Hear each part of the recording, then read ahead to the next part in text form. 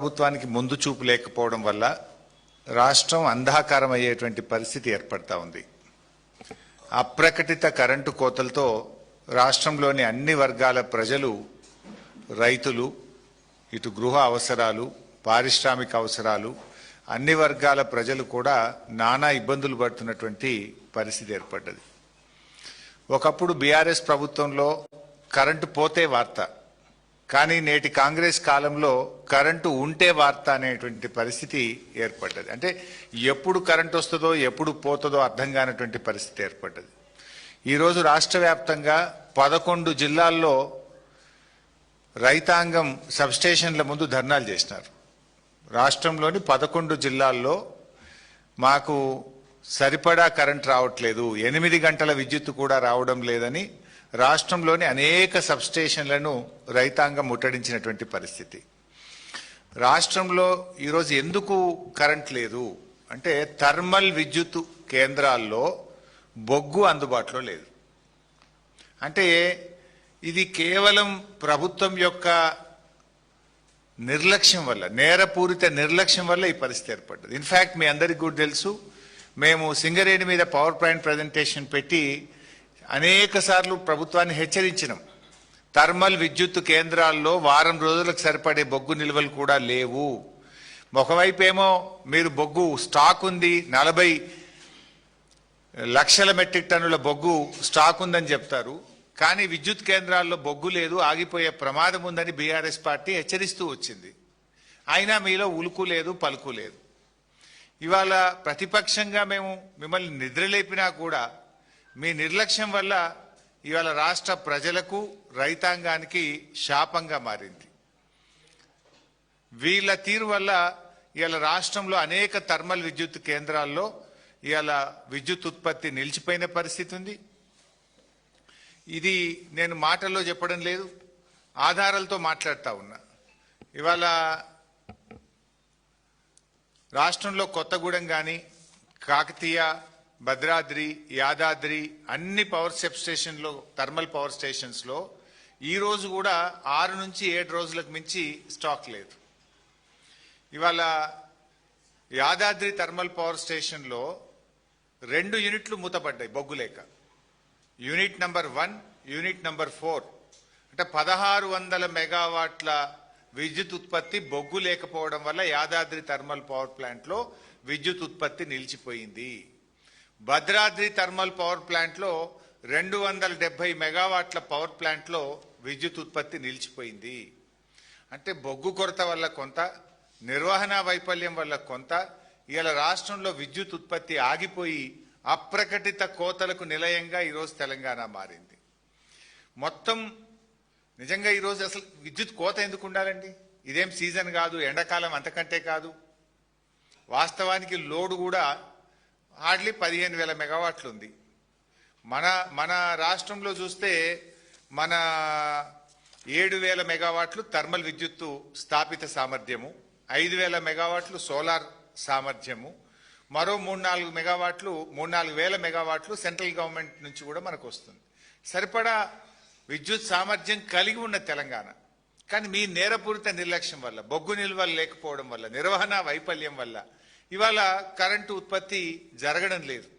ఉదాహరణకు నిన్నటి మీరు చూస్తే 14వ తేదీ తెలంగాణ థర్మల్ విద్యుత్తు స్థాపిత సామర్థ్యం 7,180 మెగావాట్లు. నిన్న ఎంత కరెంటు ఉత్పత్తి అయిందంటే 3,190 మెగావాట్లు. ఎంత అన్యాయం చూడండి. స్టేషన్ వైజ్ కూడా పెట్టాం మీకు. మన కెపాసిటీ ఉంది తెలంగాణకు 7,180 మెగావాట్ల విద్యుత్ ఉత్పత్తి చేసే సామర్థ్యం తెలంగాణ రాష్ట్రానికి ఉంది. ఇది గౌరవ కేసీఆర్ గారు, బీఆర్ఎస్ ప్రభుత్వం చేసిన కృషి. 4,000 మెగావాట్లు యాదాద్రి చేసినాము, అక్కడ భద్రాద్రి చేసినాము, కానీ మేము కట్టిన ఇల్లు పెట్టిన పొయ్యోలే ఇచ్చిపోతే నడపశాతం గవర్నమెంట్ ఏంది ఇది? నిన్నటిది, this is not my figure, ఇది ఆన్లైన్ ఫిగర్. నిన్న 7,180 మెగావాట్ల సామర్థ్యం తెలంగాణకు ఉంటే వీళ్ళు ఉత్పత్తి చేసింది 3,190 మెగావాట్లు. అంటే మీరు సగం కూడా చేస్తలేరు. అంటే ఇలా మన రాష్ట్రానికి ఉన్నటువంటి సామర్థ్యంలో 44% ఉత్పత్తి చేస్తున్నారు, 66% మూతపడేసింది మీరు. రాష్ట్రానికి ఉన్న కెపాసిటీని కూడా విద్యుత్ ఉత్పత్తి చేయక అప్రకటిత కోతలు పెడతా ఉన్నారు. ఎప్పుడు పడితే అప్పుడే కరెంటు పోతా ఉంది. ఇవాళ రైతులు రోడ్ల మీదకి వచ్చారు. 11 జిల్లాల్లో సబ్స్టేషన్ల ముందు ధర్నాలు చేసింది ఇవాళ రైతులు, మా కరెంటు సరిపోవడం లేదు అని. బొగ్గు సరఫరాలో వైఫల్యము, నిర్వహణలో వైఫల్యము, బొగ్గులో స్కాము, పవర్లో స్కాము, శాండ్లో స్కాము, ల్యాండ్లో స్కాము, అంతా స్కామ్లమయం. అసలు ఈ రాష్ట్రం మీద సోయే లేదు, మీకు బాధ్యతనే లేదు. మీకు మీ నిర్లక్ష్యం వల్లనే ఈరోజు విద్యుత్ ఉత్పత్తిలో ఇబ్బందులు వచ్చినాయి, సరఫరా తగ్గింది. అందుకే రాష్ట్ర వ్యాప్తంగా ఈరోజు కరెంటు కోతలు జరుగుతూ ఉన్నాయి. ఇలా పరిస్థితి ఏంది? ఒకవైపు వర్షాలు పట్టలేవు, ఎలినినో వస్తుందని 3 నెలల కిందనే ప్రపంచం చెప్పింది, కేంద్ర ప్రభుత్వం చెప్పింది, శాస్త్రవేత్తలు అందరూ కూడా చెప్తున్నారు. మరి మీ ముందస్తు ప్రణాళిక ఉండద్దా? మీకు ముందు జాగ్రత్త చర్యలు ఉండద్దా?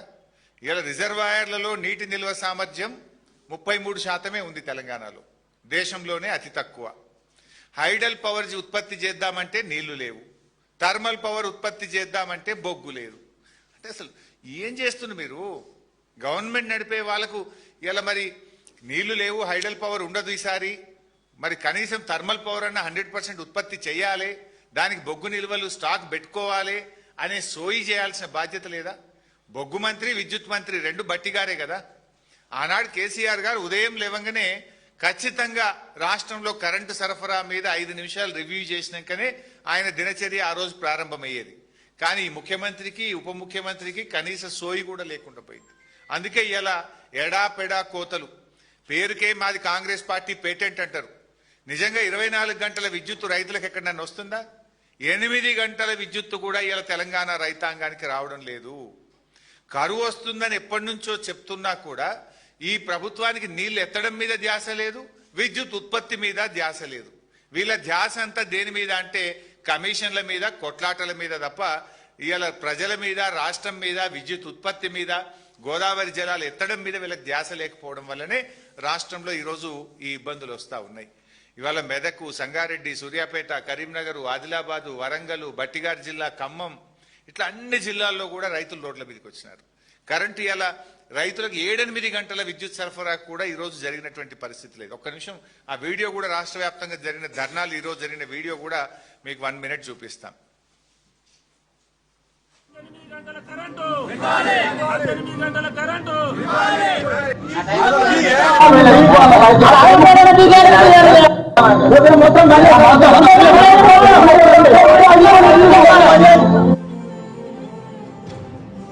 ఇవాళ డేలో కూడా అసలు 6 గంటలు కూడా రావడం లేదు.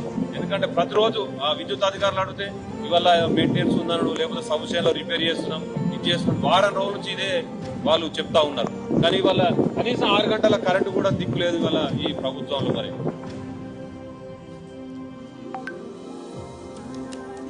చెప్పారు సార్, పోటీ చెప్పారు.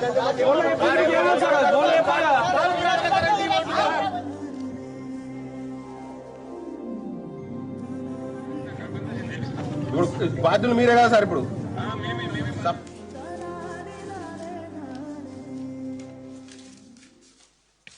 సో ఈరోజు అంటే అవకాశం ఉండి ఇక్కడ కొత్తగా ప్లాంట్లు పెట్టాల్సిన అవసరం లేదు. కేసీఆర్ గారు ముందు చూపుతో 4000 మెగావాట్ల యాదాద్రి థర్మల్ పవర్ ప్లాంట్ పెట్టాం, 1200 మెగావాట్ల భద్రాద్రి థర్మల్ పవర్ ప్లాంట్ పెట్టాం.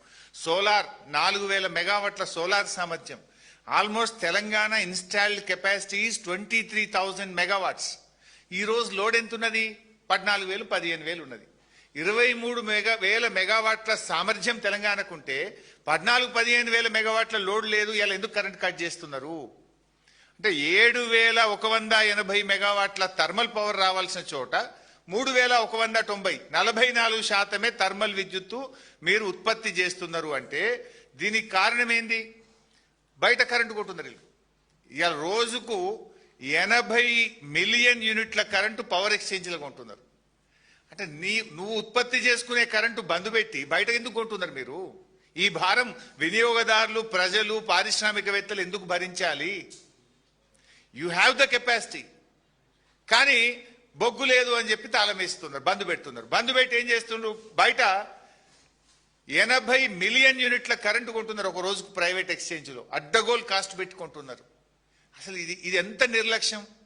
ప్రభుత్వం చేతగానితనం వల్ల, సోయి తప్పడం వల్ల, ముందు జాగ్రత్త లేకపోవడం వల్ల, ప్రణాళిక లేకపోవడం వల్ల, ప్లానింగ్ లేకపోవడం వల్ల ఇవాళ ప్రజలు కోతలతో ఇబ్బంది పడుతున్నారు, రైతులు రోడ్లెక్కుతున్నారు. ఇవాళ రాష్ట్రం మీద, కన్జ్యూమర్స్ మీద విపరీతమైనటువంటి భారం పడతా ఉంది. ఇవాళ ఇంకా ఒక ఇంపార్టెంట్ పాయింట్ కూడా నేను ప్రభుత్వాన్ని అడగదలుచుకున్నా, ప్రజల ముందు కూడా పెట్టదలుచుకున్నా. ఇవాళ సింగరేణి వెబ్సైట్ ఉంటుంది. సింగరేణి వెబ్సైట్లో మొన్న జనవరి వరకు రోజు ఎంత ప్రొడక్షన్ అయితా ఉంది, అందులో గ్రేడ్ ఏంది, G5, G6, G7, G8, G12 ఎంత, G14 ఎంత, G13 గ్రేడ్ కోల్ ఎంత ఉత్పత్తి అయింది అనేది ప్రొడక్షన్ డీటెయిల్స్ బీఆర్ఎస్ హయాంలో ఓపెన్గా కనబడేది, నో సీక్రెట్. కానీ అలా కాంగ్రెస్ రాగానే ఆ వెబ్సైట్ క్లోజ్ చేసేసారు. అసలు ఏ రోజు ఎంత కోల్ ఉత్పత్తి అవుతుంది, ఎంత స్టాక్ ఉంది, supply details and coal quality, ఇది ఏది కూడా ప్రజలకు కనబడకుండా దాన్ని ఆ వెబ్సైట్నే క్లోజ్ చేశారు. అంటే పారదర్శకత లోపించింది. చెప్పుకుండేమో ప్రజాపాలన, చేసేదంతా చీకటి పాలన, పారదర్శకతనే లేదు ఈ ప్రభుత్వంలో. ఇవాళ ఏం జరుగుతుంది, క్వాలిటీ కోల్, మంచి కోల్ నైనీ బ్లాక్లో కానీ సింగరేణిలో వచ్చే మంచి బొగ్గును తమిళనాడుకు, కర్ణాటకకు, ప్రైవేటు ఐరన్ ఓరు స్టీల్ మ్యానుఫ్యాక్చరర్స్కు, ఆంధ్రప్రదేశ్కు, ఇతర రాష్ట్రాలకేమో మంచి బొగ్గు అమ్ముతారు. తెలంగాణకేమో స్క్రాప్ బొగ్గు, పనికిరాని బొగ్గు. మన సింగరేణి మనకు పనికిరాని బొగ్గు పంపుతుంది. రోజుకు 100 రేకులు వస్తే 70 రేకులు రిజెక్ట్ అవుతున్నాయి, 30 రేకులే పాస్ అవుతున్నాయి. ఇలా మంచి క్వాలిటీ బొగ్గు మన సింగరేణి మన తెలంగాణలో ఉంటుంది, మనకు నాణ్యమైన బొగ్గు రాదు. తమిళనాడుకో, స్టీల్ ప్లాంట్లకో, ప్రైవేట్ ఆపరేటర్లకో, కర్ణాటకకో, ఆంధ్రప్రదేశ్కి ఏమో మంచి బొగ్గు పోతుంది, తెలంగాణకు రిజెక్టెడ్ బొగ్గు వస్తున్నది. దానివల్ల ఇవాళ థర్మల్ కేంద్రాల్లో విద్యుత్ ఉత్పత్తి ఆగిపోతున్నది. అసలు ఎంత బొగ్గు ఉత్పత్తి అయింది, ఏ క్వాలిటీ బొగ్గు ఉత్పత్తి అయింది, ఏ రాష్ట్రానికి ఎంత పోతుందని వెబ్సైట్లో కనబడేదాన్ని మూసేసిండ్రు, ప్రజలకు కనబడకుండా చేసిండ్రు.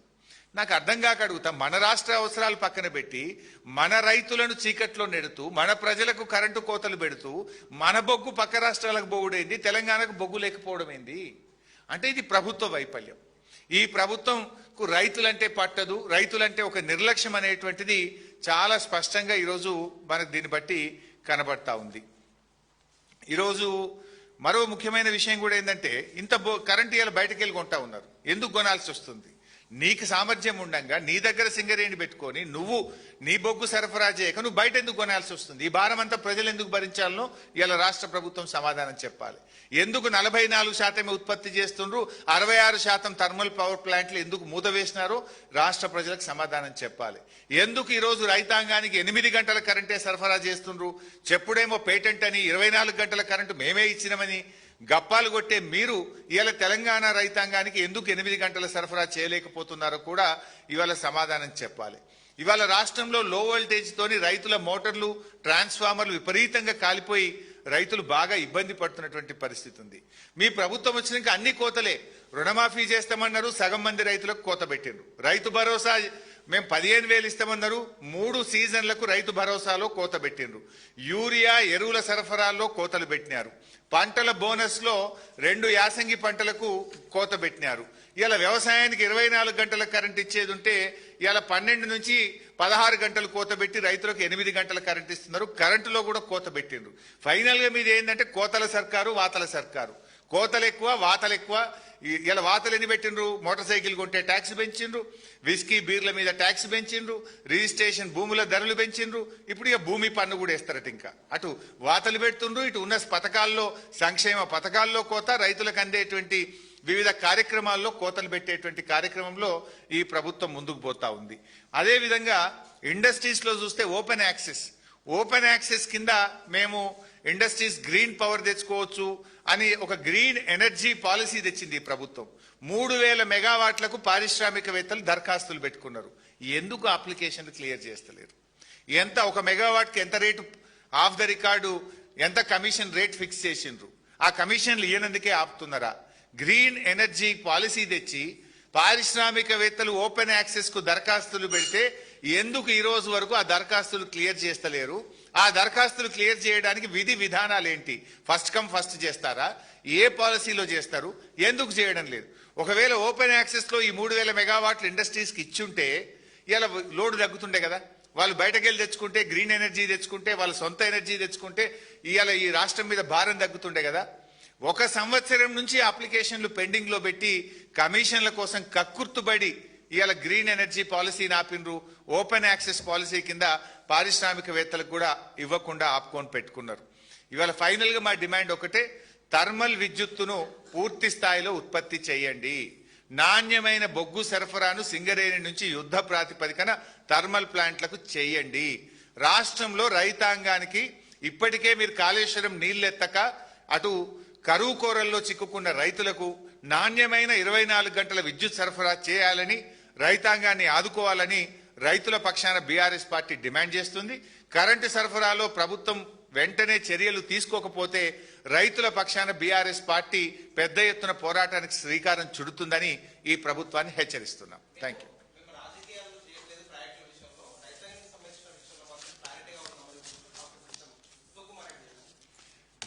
రాజకీయాలు చేస్తున్నది మీరు. ఖమ్మం జిల్లాలో ఇవాళ మీరు సీతారామ ప్రాజెక్టు ప్రారంభించినారు. మోటార్లు ఎవరు చేసిండ్రు? అది కేసీఆర్ గారు ప్రభుత్వం కట్టిన సీతారామకు మోటార్లు ఒత్తనికి పోయినరు. నిన్ననో మొన్ననో వరంగల్కు పోయినరు దేవాదులకు. దేవాదుల మోటార్లకు ఇవాళ నీళ్లు అందుతున్నాయంటే కేసీఆర్ గారు కట్టిన Sammakka barrage, 3rd phase Devadula మీ హయాంలో కుప్పగూలి 3 చచ్చిపోయి టనల్ కూలిపోతే దాన్ని ప్రత్యామ్నాయం చేసి మేం పూర్తి చేస్తే ఇవాళ మీరు మోటార్లు ఒత్తితే దేవాదులో నీళ్లు వస్తున్నాయి. రాజకీయాలు ఇవాళ రిటైర్డ్ ఇంజనీర్లు చెప్పిండ్రు, తెలంగాణ సాగునీటి పారుదల శాఖ చెప్పింది, మేడిగడ్డ గేట్లు ముయ్యకుండా కన్నెపల్లి మోటార్లు ఎత్తచ్చని చెప్తే ఆ నీళ్లు ఎత్తచ్చని చెప్పిన రిటైర్డ్ ఇంజనీర్లను జైళ్లలో పెడతామని, బెల్ట్తో కొడతామని రాజకీయాలు చేస్తున్నది మీరు. రైతుల పక్షాన నీళ్లు ఎత్తండి అంటే మిమ్మల్ని కోసి రక్తాన్ని పంట పొలాల మీద చిమ్ముతామని రాజకీయాలు మాట్లాడుతున్నది మీరు. మేము రైతులకు నీళ్లు అందించండి, రైతులకు కరెంట్ ఇవ్వండి, ఇవాళ విద్యుత్ సామర్థ్యం ఉన్నది, కావలసిన ప్లాంట్లు ఉన్నాయి, బొగ్గు లేక విద్యుత్ ఉత్పత్తి ఆగింది, దృష్టి పెట్టండి అని ప్రభుత్వాన్ని ముళ్ళుగట్టబెట్టి నిద్ర లేపుతున్నాం. మీకు విషయాన్ని చెప్తున్నాం. రాజకీయాలు చేయడం మీరు మానండి, విద్యుత్ ఉత్పత్తి పెంచండి, రైతులకు నాణ్యమైన కరెంటు ఇవ్వండి. ఇక చాలే.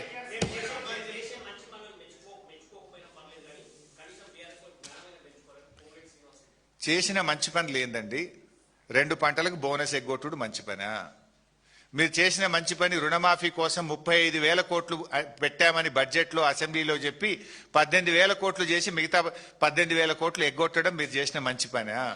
పంటలు కొనండి అంటే 5 కిలోల తరుగు పెట్టి రైతుల ఉసురు పోసుకోవడం మీరు చేసిన మంచి పనా?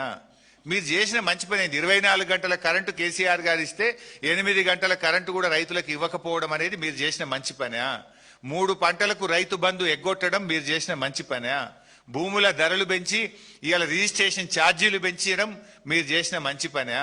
మద్యం మీద ఆర్టీఏ ట్యాక్సులు పెంచి ప్రజల మీద భారం వేయడం మీరు చేసిన మంచి పనా?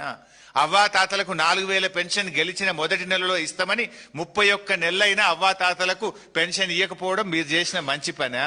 మీరు చేసిన మంచి పనులు ఏమన్నా ఉన్నాయంటే స్కాములు తప్ప మీరు చేసిన నిజమైన మంచి పనులు ఏం లేవు. మీ పాలనలో ఉన్న స్కాములే తప్ప మంచి పనులు లేవు. Thank you.